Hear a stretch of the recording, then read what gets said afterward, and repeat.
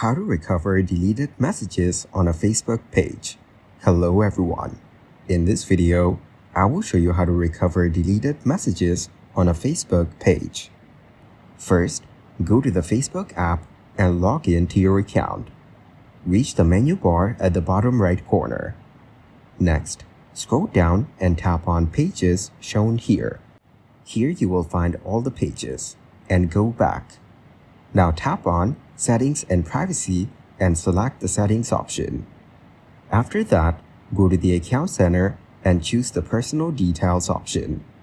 Then, you will find all your personal details and contact info.